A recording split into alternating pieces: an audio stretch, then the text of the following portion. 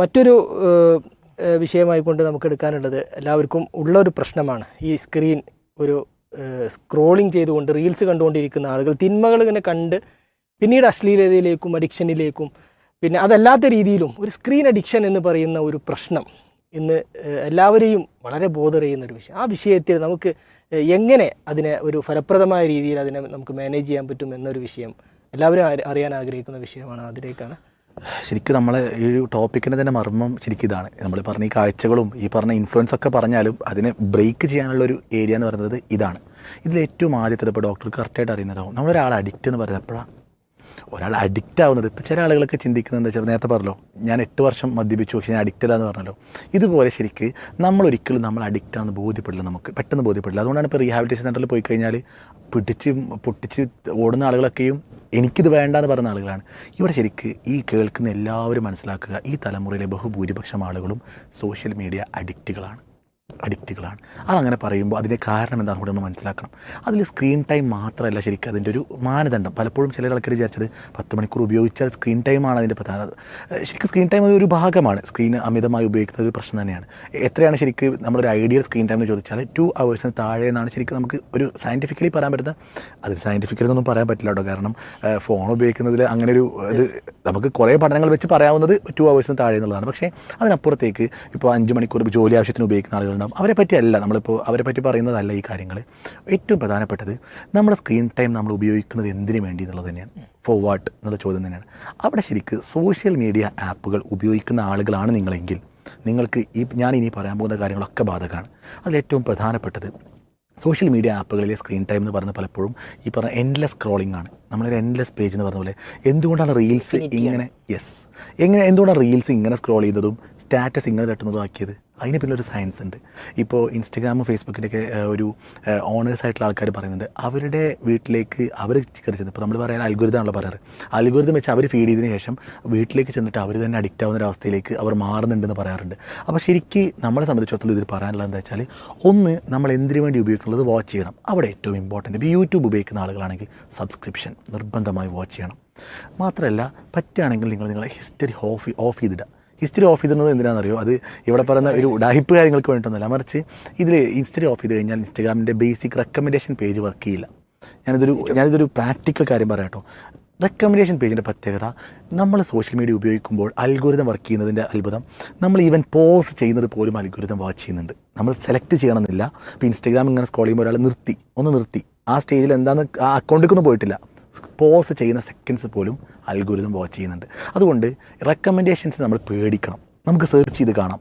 യൂട്യൂബിൽ നമ്മൾ സെർച്ച് ചെയ്യുന്നു, അപ്പോൾ സബ്സ്ക്രിപ്ഷൻ പേജിൽ നമുക്ക് നല്ല ദീനിയായ കാര്യങ്ങളൊക്കെ സബ്സ്ക്രൈബ് ചെയ്യാം, എന്നിട്ട് നമുക്കത് ഉപയോഗിക്കാം. വാട്സപ്പിൽ നോട്ടിഫിക്കേഷൻസ് പ്രധാനമായിട്ടും ഈ സോഷ്യൽ മീഡിയ നോട്ടിഫിക്കേഷൻസ് ഓഫ് ചെയ്തിടുക. ഇമ്പോർട്ടൻറ്റ് നോട്ടിഫിക്കേഷൻസ് ഓണാക്കാനുള്ള ഒരുപാട് വഴികൾ സോഷ്യൽ മീഡിയയിൽ തന്നെ ഉണ്ട്. നമുക്ക് ഇമ്പോർട്ടൻസ് ആയ കോൺടാക്ട്സ് മാത്രം നോട്ടിഫിക്കേഷൻസ് ഓണാക്കിടാൻ പറ്റും. ഇത് പറയുന്നത് എന്താണെന്നറിയോ?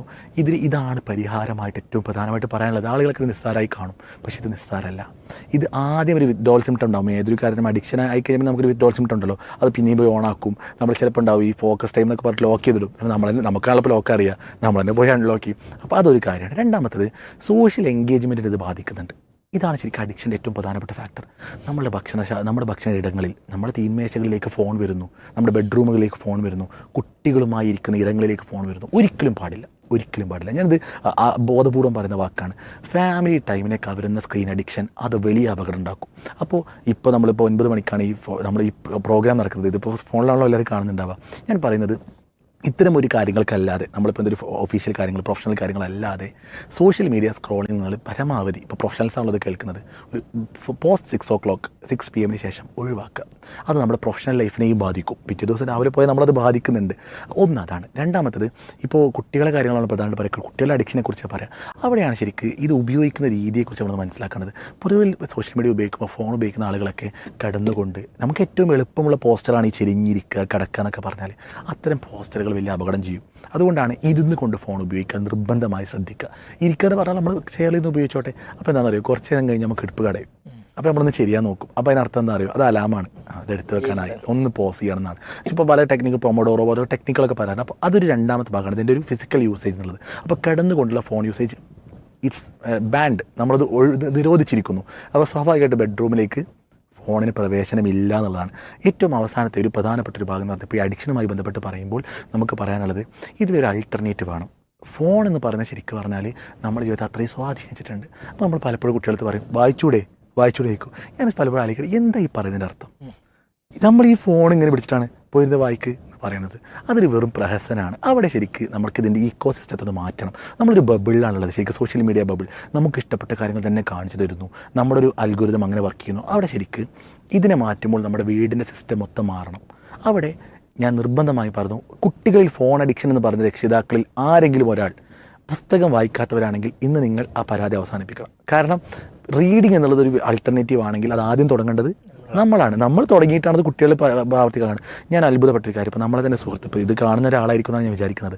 അദ്ദേഹത്തിൻ്റെ വീട്ടിലേക്ക് ഞാൻ പോയ സമയത്ത് അദ്ദേഹത്തിൻ്റെ വീട്ടിലെ കുട്ടികൾ ഹോം സ്കൂളിങ്ങുള്ള കുട്ടികളാണ്. ഞാൻ എപ്പോഴും പറയാറുണ്ട്, ഹോം സ്കൂളിങ്ങിലെ കുട്ടികൾ ഞാൻ വീട്ടിൽ പോയപ്പോൾ ബുക്കുകളുടെ ഒരു ശേഖരമാണ്. അപ്പോൾ മൂപ്പര് അടുത്ത് വന്നിട്ട് പറഞ്ഞു ബുക്ക് വാങ്ങിക്കൊടുത്ത് ഇടങ്ങാറായി പറഞ്ഞു.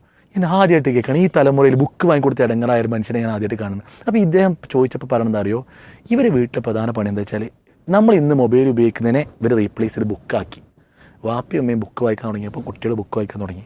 ഇന്ന് നമ്മൾ സോഷ്യൽ മീഡിയയിൽ അക്കൗണ്ടിലേക്ക് മാറുന്ന പോലെ കുട്ടിയുടെ ബുക്കിൽ നിന്ന് ബുക്കിലേക്ക് മാറാൻ തുടങ്ങി. സ്വാഭാവികമായിട്ടും ആ വീടിൻ്റെ കൾച്ചർ തന്നെ നമുക്ക് ആ വീട്ടിലേക്ക് പോയാൽ കിട്ടുന്ന ഒരു ട്രാൻക്വിലിറ്റി ഉണ്ട്. നമ്മൾ പറയുന്നൊരു കോണ്ടൻമെൻറ്റ് ഉണ്ടല്ലോ അവരുടെ സ്വഭാവത്തിൽ, അവരുടെ അത് ശരിക്കും നമ്മൾ അനുഭവിച്ചറിയണം. അപ്പോൾ ആൾട്ടർനേറ്റുകൾ യഥാർത്ഥത്തിൽ നമ്മൾ ആദ്യം തുടങ്ങണം എന്നുള്ളതാണ്. അത് നമ്മുടെ വീട്ടിലെ സംസ്കാരത്തെ മൊത്തമായി മാറ്റും. അതിൽ തന്നെ ചേർത്ത് വായിക്കേണ്ടത് നമ്മൾ ഇതിലെ ചർച്ചകളൊന്ന് കുറയ്ക്കണം. ഈ സോഷ്യൽ മീഡിയയിൽ വരുന്ന ഈ ചപ്പും ചവറുമാണ് നമ്മുടെ ചർച്ചകളായി മാറുന്നത്. ഈ എലക്ഷൻ വരുന്നു, ഇപ്പോൾ ഇന്ന് നമ്മുടെ ഈ ഗോവിന്ദചാമി അറസ്റ്റ് ചെയ്യപ്പെട്ടല്ലോ, ഒരു കേരളത്തിൽ പ്രമുഖമായ ചാനൽ പിന്നാലെ ഞാൻ വിചാരിച്ചു കിണറിലേക്ക് ചാടുന്നു. ഗോവിന്ദചാമി ചാടിയപ്പോൾ ഇവരും കിണറിലേക്ക് ചാടുന്നു ഞാൻ വിചാരിച്ചു. കാരണം ഇതാണ് ഇവിടുത്തെ സെൻസേഷനിസം നമ്മളതിനെ പറയും. അപ്പോൾ അതിൻ്റെ പിന്നാണ് നമ്മൾ പോകരുത്. ഇവിടെ ഇലക്ഷനൊക്കെ നടന്നോളൂ, നമ്മൾ പോയി വോട്ട് ചെയ്താൽ മതി. അത് കഴിഞ്ഞ് പിന്നെ ഇങ്ങനെ ഫോളോ അപ്പ് ചെയ്യേണ്ട ആവശ്യമില്ല.